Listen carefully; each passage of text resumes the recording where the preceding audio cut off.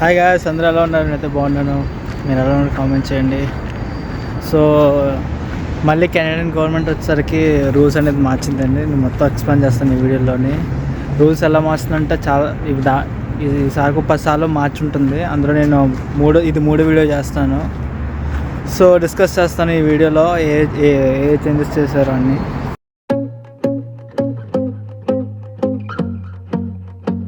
ఈరోజు మార్నింగ్ నుంచి అసలు ఎదుగుతూనే ఉన్నాను స్పాట్ ఎక్కడ చేద్దాం అని. ఎక్కడ దొరకలేదు, ఎందుకంటే ఈరోజు అందరూ వర్కింగ్ డే కాబట్టి అందరూ రోడ్డు మీద ఉన్నారు. సో అదే రోడ్డు మీద అంటే ఆ పనులకి వెళ్తున్నారు. సో ఎక్కడ ఖాళీ లేదు. సో ఈ ప్లేస్కి వచ్చాను. ఈ ప్లేస్లో కొంచెం తక్కువ మంది ఉన్నారు. సో మనం ఒక చెట్టు నేడుగా చేద్దాం, అది బెటర్. సో మనైతే వీడియో అయితే స్టార్ట్ చేద్దాం.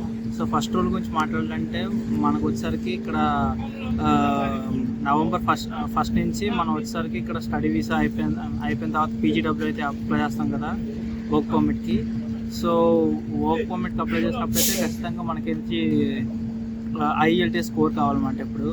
సో ముందేంచి స్టడీ వీసాకి ఐఎల్టీఎస్ కావాలి, పిఆర్కే ఐఎల్టీఎస్ కావాలి. ఇప్పుడు వచ్చేసరికి వర్క్ పర్మిట్ కూడా ఐఎల్టీఎస్ కావాలన్నమాట. ఐఎల్టీఎస్కి ఎంత కావాలంటే సో యూనివర్సిటీ నుంచి చదివిన వాళ్ళు గ్రాడ్యుయేట్స్ వచ్చేసరికి 7 CLB కావాలన్నమాట. అంటే కెనేడియన్ స్టాండర్డ్స్లోని CLB అంటారు. సో 7 CLB అంటే మనకు వచ్చేసరికి WRL ఏదో అంటారు, సారీ మర్చిపోయాను. అదే లిజనింగ్, స్పీకింగ్, రీడింగ్, రైటింగ్ వీటిలో వచ్చేసరికి 6 రావాలన్నమాట. అన్నిట్లో 6 రావాలి. సో ఇది మన బేసిక్ రిక్వైర్మెంట్ CLB 7 అంటే. సో ఎవరైతే కాలేజ్ నుంచి గ్రాడ్యుయేట్ అవుతారో ఇది డిప్లొమా కానీ లేదంటే ఈ పోస్ట్ గ్రాడ్యుయేషన్ ఈ ఎడ్యుకేషన్ కానీ ఎవరైతే గ్రాడ్యుయేట్ అవుతారో సో వాళ్ళకి వచ్చేసరికి CLB 5 అనేది కావాలన్నమాట. సో CLB 5 అంటే ఏంటంటే వాళ్ళకి వచ్చేసరికి రీడింగ్లో వచ్చేసరికి 4 ఉంటే సరిపోతుంది, 4 బ్యాండ్ ఉంటే సరిపోతుంది. కానీ మిగతా మూడిట్లోని వాళ్ళకి 5 మినిమం ఉండాలన్నమాట. సో 4, 5 అనేది మినిమం బ్యాండ్ అనమాట. సో CLB 5కి. సో ఇది మాట అది కాలేజ్ వాళ్ళకి CLB 7, సారీ యూనివర్సిటీ వాళ్ళకి CLB 7 అండ్ కాలేజీ వాళ్ళకి CLB 5 అనమాట. ఇది basic requirements.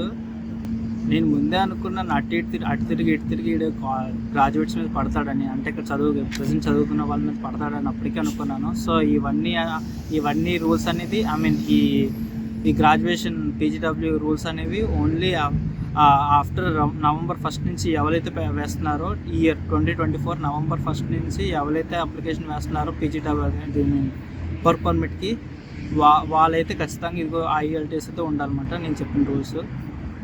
And IELTS academic కాదండి, జనరల్ రాయాలి. అంటే చాలామంది క్లారిటీగా లేరు అందులోని. సో జనరల్ రాయాలన్నమాట, ఐఎల్టీఎస్ జనరల్ రాయాలి.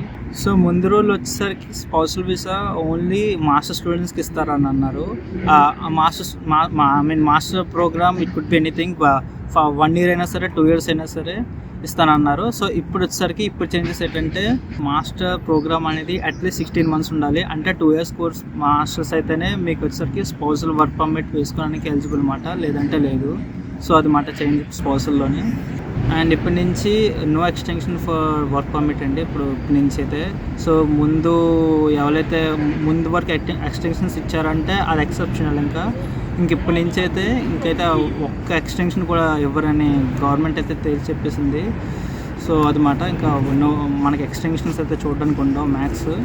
ఇదైతే మాత్రం చాలా ర్యాష్ డెసిషన్, ఎందుకంటే చాలామంది వీసాస్ అనేది ఇయర్ ఎండ్ అవుతున్నాయి. సో వాళ్ళందరూ ఎక్స్టెన్షన్కి అప్లై చేసుకున్నారు. సో మేబీ రాకపోవచ్చు వాళ్ళకి.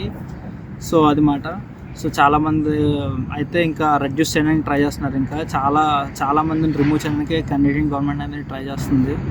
అండ్ ఇంకోటి వచ్చేసరికి క్యాప్ ఆన్ ఇంటర్నేషనల్ స్టూడెంట్స్ ఇది ముందు నుంచే పెట్టారు, జనవరి నుంచే పెట్టారు. కానీ ఇప్పుడు వచ్చేసరికి ఇది అప్డేట్ చేశారు అనమాట. ఇదేంటంటే 2024లో వచ్చేసరికి వాళ్ళు 4,85,000 అప్లికేషన్స్ మాత్రమే తీసుకుంటానని అన్నారు కదా. సో ఇప్పుడు ఏంటంటే 2024లో 4,85,000 మంది తీసుకుంటే 2025కి 10% తగ్గిస్తున్నారు అనమాట. అంటే ముందు ఏం చెప్పారంటే ఒక నెంబర్ కాన్స్టెంట్గా ఉంచుతామని అన్నారా, ఇప్పుడు అలా కాదు, నెంబర్ తగ్గిద్దామని చూస్తున్నామంట, కట్ చేయాలని చూస్తున్నాం. సో 2025లో వచ్చేసరికి వాళ్ళకి వచ్చేసరికి 4,37,000 ఏదైనా తీసుకుంటున్నారు అనమాట. 4,37,000 పీపుల్ మాత్రమే కంట్రీకి అలౌడ్ అవుతారు అనమాట. సో వాళ్ళు లిమిట్ చేస్తున్నారు అనమాట. ముందున్న లిమిటేషన్స్ కన్నా ఇప్పుడు ఇంకా లిమిటేషన్స్ పెడుతుందన్నమాట స్టూడెంట్స్ మీద.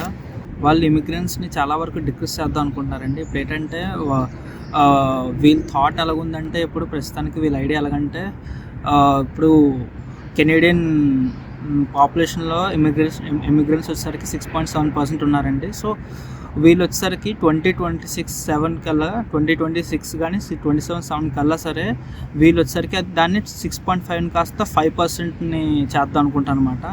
అదలాగంటే పాపులేషన్ వచ్చేసరికి కెనేడియన్ పీపుల్ కెనడాలో ఉండే రెసిడెంట్స్ పాపులేషన్ వచ్చేసరికి 41 మిలియన్ పీపుల్.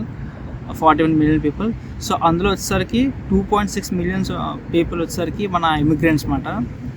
సో ఆ 2.6ని ఇంకా తగ్గిద్దాం అనుకుంటున్నాను అనమాట. సో 2026 కానీ 2027 కల్లా సరే ఈ పర్సెంట్ అలాగైనా సరే 6.5 నుంచి 5%కి ఎలాగైనా తీసుకొద్దాం అనుకుంటున్నారు. సో అది వాళ్ళ టార్గెట్ అన్నమాట. సో నా అనాలిసిస్ ప్రకారం నేను ఇచ్చిన బెస్ట్ అడ్వైస్ ఏంటంటే, మీరు ఏం ప్లాన్ చేస్తే ఫాస్ట్గా ప్లాన్ చేయండి. నెక్స్ట్ ఇంటెక్ వెళ్దాం, ఆ ఇంటెక్ వెళ్దాం అంటే పని అవ్వదు.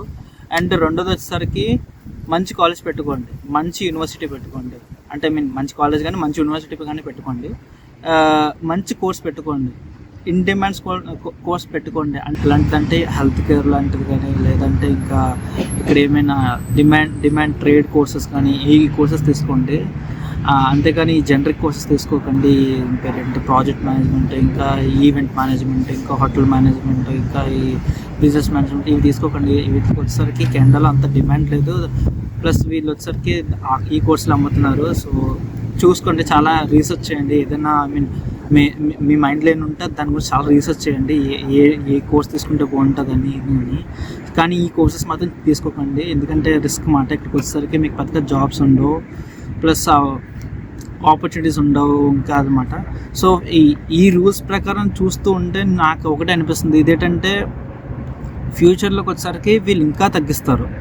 ఇంకా రూల్స్ పెడుతూ ఉంటారు అన్నమాట. ఇంకా ఎంత తగ్గిస్తే అంత వీళ్ళు నెక్స్ట్ ఎలక్షన్లో గెలిచే ఛాన్సెస్ ఉన్నాయి. దాంతోపాటు ఈ కెనేడియన్స్ కూడా చాలా విసికెక్కిపోయారు అన్నమాట. ఈ యొక్క కంప్లైంట్స్, ఈ యొక్క హౌస్ క్రైసిస్, ఈ యొక్క జాబ్ మార్కెట్ వీటి మీద. వాళ్ళకి జాబులు దొరకట్లేదు, మనకి జాబులు దొరకట్లేదు అంటగా. సో వాళ్ళు వచ్చేసరికి చాలా విసికెక్కిపోయారు ఇంకా. అండ్ రూల్స్ గురించి మాట్లాడాలంటే ఐ వుడ్ సే ఐఎల్టీఎస్ అనేది కరెక్టే. ఎందుకంటే కరెక్ట్ అంటే మనకి $300 లాస్ అవుతుంది, కానీ పర్లేదు. ఎందుకంటే ఇక్కడ చాలామంది ఫిల్టర్ అయ్యే ఛాన్సెస్ ఉన్నాయి. ఎందుకంటే మీరు చెప్తే నమ్మరు, ఇక్కడికి వచ్చేసరికి చాలామంది ఉంటారు. ఎందుకంటే అన్ని మార్ఫింగ్ చేసి వచ్చే వాళ్ళు కూడా చాలామంది ఉంటారు ఇక్కడ. చాలామంది ఉంటారు. వర్క్ చేస్తాం కదా, చూస్తాం మేము.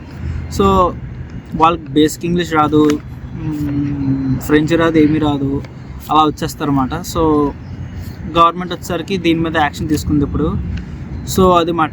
ఫ్యూచర్లో మేబీ ఫర్ ఇన్స్టెన్స్ ఇలా కూడా పెట్టచ్చు రూల్, ఒకవేళ డిమాండ్ ఉన్న కోర్సెస్కే మేము పీజీడబ్ల్యూ వర్క్ పర్మిట్ అయితే ఇస్తాము, డిమాండ్ లేని కోర్సెస్కి మేము వర్క్ పర్మిట్ ఇవ్వము అని కూడా తేల్చి చెప్పచ్చు. సో ఏదైనా జరగచ్చు అన్నమాట. గవర్నమెంట్ చాలా అన్సర్టైన్గా ఉంది. సో చూసుకోండి, బాగా రీసెర్చ్ చేయండి, ఏ జాబ్కి ఎంత డిమాండ్ ఉంది, మీకు ఏ కోర్స్ చేస్తే బాగుంటుంది. బ్యాక్గ్రౌండ్ ఇక్కడ ఎక్స్పీరియన్స్ కూడా చాలా ఇంపార్టెంట్. మీ దగ్గర ఎక్స్పీరియన్స్ ఉంటేనే కొంచెం సార్ కన్సిడర్ చేస్తారు. సో మీ ఎక్స్పీరియన్స్ బట్టి, మీ బ్యాక్గ్రౌండ్ ఎడ్యుకేషన్ బట్టి ఇక్కడ ఏ కోర్స్ చేస్తే బాగుంటుందో అలా రీసెర్చ్ చేయండి. సో అది మాట. సో ఇంకా రోజులు పోయాయి. తప్పుగా అనుకోకుండా ఇలా కన్సల్టెన్సీస్ చూసుకొని వచ్చేయడం ఆ రోజులు పోయాయి. ఇంకా వాళ్ళు ఏం చెప్తే అది అయిపోయింది. వాళ్ళు అంటారు ఈ కోర్స్ బాగుంది, ఆ కోర్స్ మంచి డిమాండ్ ఉంది, ఈ కోర్స్తో నీకు ఈజీగా మంచి శాలరీ వస్తుంది అనే రోజులు పోయాయి ఇంకా. సో బెటర్ మంచి రీసెర్చ్ చేసుకోండి, మంచి స్కిల్ డిమాండ్ కోర్స్ అనేది తీసుకోండి అన్నమాట. నేను చెప్తుంది అది. సో అది కాదు ఈరోజు ఈ వీడియోకి కెనేడియన్ గవర్నమెంట్స్ ఏ రూల్స్ తీసుకొచ్చిందని మీకు అర్థమైందని అనుకుంటున్నాను. సో చాలా హార్ష్ డెసిషన్స్ తీసుకుంది, కొన్ని మంచి డెసిషన్స్, కొన్ని హార్ష్ డెసిషన్స్. సో అది మాట. మళ్ళీ నెక్స్ట్ వీడియోలో కలుద్దాం. కంటెంట్ నచ్చితే సబ్స్క్రైబ్ చేసుకోండి, లైక్ చేయండి, షేర్ చేయండి. బాయ్.